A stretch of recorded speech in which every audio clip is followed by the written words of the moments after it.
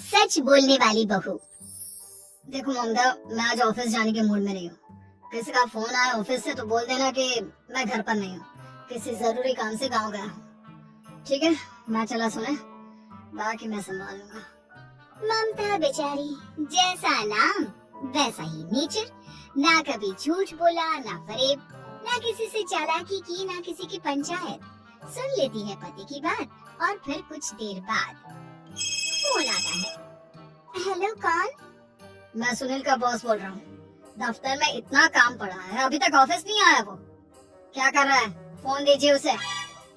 जी वो तो सो रहे हैं, कह रहे हैं कि आज गर्मी बहुत है तो घर के मजे लेंगे। बॉस को बीवी की बात पर गुस्सा आ जाता है, तो उसे बोल दीजिएगा कि अब घर में गर्मी के ही मजे ले, कोई जरूरत नहीं है यहाँ आने की। ये बोलकर बॉस फोन रख देता है। ममता सारी बात सुनील को बता देती है। न जाने किस बेवकूफ से पाला पड़ा है, समझ नहीं आता तुम्हारे कारण मेरी नौकरी चली गई। अरे झूठ बोलने में क्या जा रहा था तुम्हारा? ममता को समझ में नहीं आ रहा था कि उसकी खता क्या थी। अरे जो है वही तो बोला। फिर एक रोज, बहू, अरे बहू, कहाँ है तेरा पति? इस महीने घर के खर्चे के पैसे भी नहीं भेजे। क्यों? माँ बाप की फिक्र खत्म हो गई है क्या उसे? पाए लागू माँ जी, वो ये बोल रही थी कि माँ को क्या है, घर का राशन, खेत का पैसा, मवेशी का दूध, फिर भी न जाने क्यों मेरे सर पर भार देकर बैठी है। तभी सुनील ममता के मुंह पर हाथ रख देता है।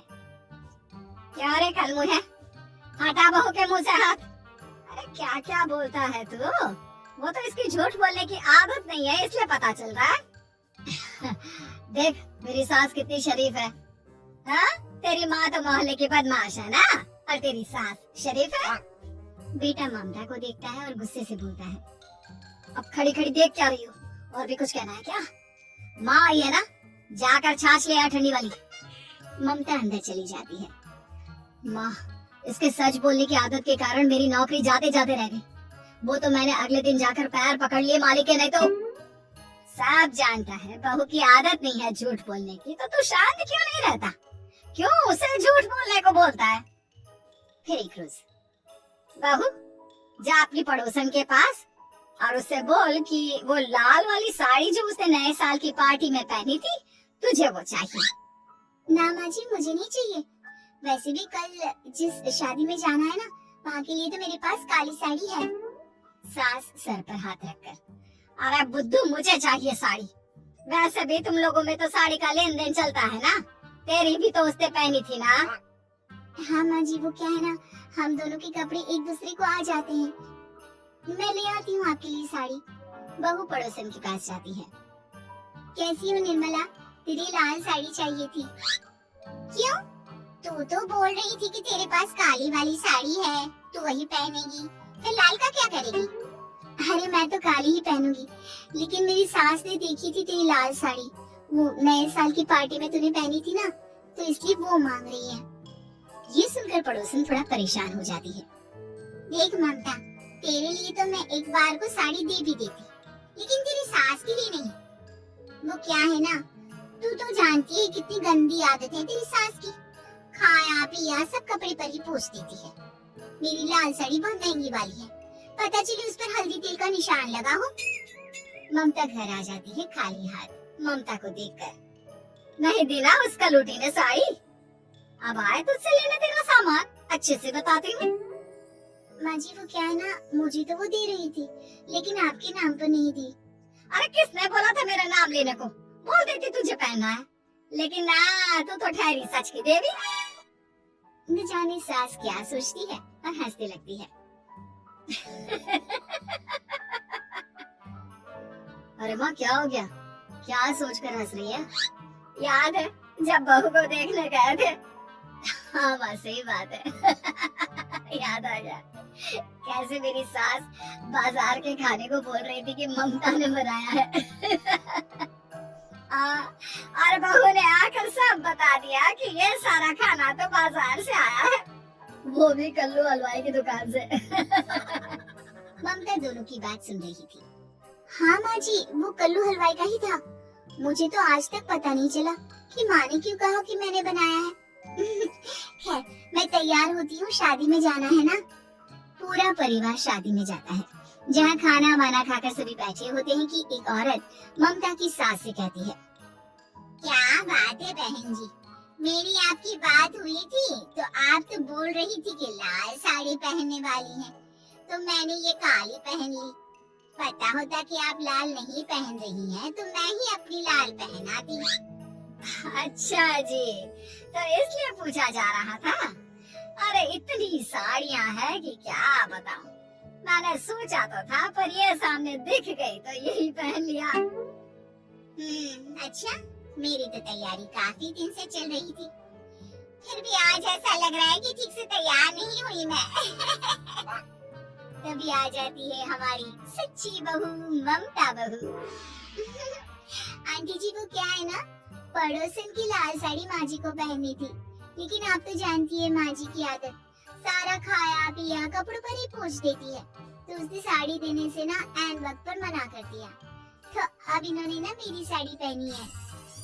औरत ममता की सास को घूरती है, अरे मांग कर ही साड़ी पहनी थी क्या? हम जैसे तो खुद की ही साड़ी पहनते हैं, चलो चलते हैं। सास का गुस्सा ममता पर फूट पड़ता है।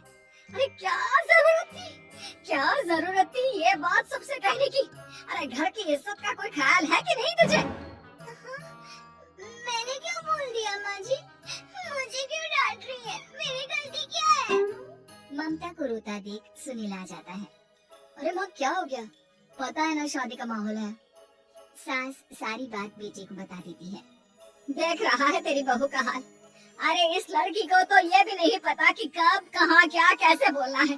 अरे लेकर जा इसे यहाँ से। सभी घर आ जाते हैं। सास का मुंह तो फूला ही रहता है कि एक दिन। चलो बेटा, बहुत दिन तुम लोगों के साथ रह ली, अब चलो। वैसे भी ऐसी बहू के साथ समय कैसे कटे, जो ना झूठ बोलती है ना लोगों की चुगली करती है। अरे गाँव में ही ठीक हूँ मैं, कम से कम 4 घर की खबर तो मिलती रहती है, वो भी मसाला डालकर। कैसी बात कर रही है माँ? अभी तो आई है, रह जाना, कितना अच्छा लगता है तेरे रहने से घर। तभी ममता आ जाती है। अच्छा लगता है, लेकिन आप तो बोल रहे थे कि न जाने कब तक रुकेगी, जाने का नाम ही नहीं ले रही। जाए तो कम से कम घर में थोड़ा सा फ्री सा तो फील करूं, यही बोल रहे थे कल माँ जी आपके लिए। सास बेटे को देखती है, लेकिन क्या कहती बेचारी, जब अपना ही सिक्का खोटा हो। चली जाती है चुपचाप गांव। फिर एक रोज घर की घंटी बजती है, सामने खड़ा होता है सुनील का बॉस। सुनील है क्या घर में? वो क्या ना, मैं यहाँ से गुजर रहा था तो सोचा थोड़ा ऑफिस का काम डिस्कस कर लूं। ममता कुछ कहती कि तभी वहाँ सुनील आ जाता है। अरे बॉस, आप आइए आइए। क्या बात है, घर तो बहुत सुंदर है। वैसे भाभी जी, आपकी खूब बातें सुनी है कि आप कभी झूठ नहीं बोलती। ये तो पता नहीं, लेकिन हमेशा सिर्फ कुछ न कुछ ऐसा बोल देती हूँ जिससे परेशानी हो जाती है। मैं ऐसा नहीं चाहती, लेकिन क्या करूँ। खैर, बॉस कुछ देर रुकता है, काम की बात होती है। ममता के साथ सब चाय पीते हैं और जैसे ही बॉस जाने को मुड़ता है कि क्या जी, कितने नेक इंसान है, फालतू ही आप खड़ूस और निकम्मा बोलते हैं इन बॉस को। अब क्या, बॉस के कान तक खुद के लिए अनमोल वचन पड़ जाते हैं और फिर ओह, तो ये बात है। और क्या कहता है ये?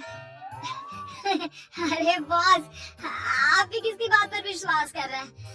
अरे इसे तो ये भी नहीं पता कि आलू प्याज कहाँ रखा है। अरे ये क्या जाने क्या बोलना है क्या नहीं बोलना है। मतलब जो मुंह में आ रहा है बोले जा रहा है। भाभी जी आप बताइए। नहीं बॉस, लग रहा है कि कुछ गलत बोल गई मैं। वैसे ये सिर्फ इतना ही बोलते हैं कि आप में कोई टैलेंट है ही नहीं, आपकी नौकरी इन्हीं के कारण तो बची हुई है। और आप पास कर ले अम्मा, अब क्या करवा कर मारेगी, बड़ी मुश्किल से तो नौकरी बची थी मेरी। सही कहा, बची थी लेकिन अब निकल गई। तेरे टैलेंट के भरोसे चल रही है ना मेरी नौकरी, अब देख तू।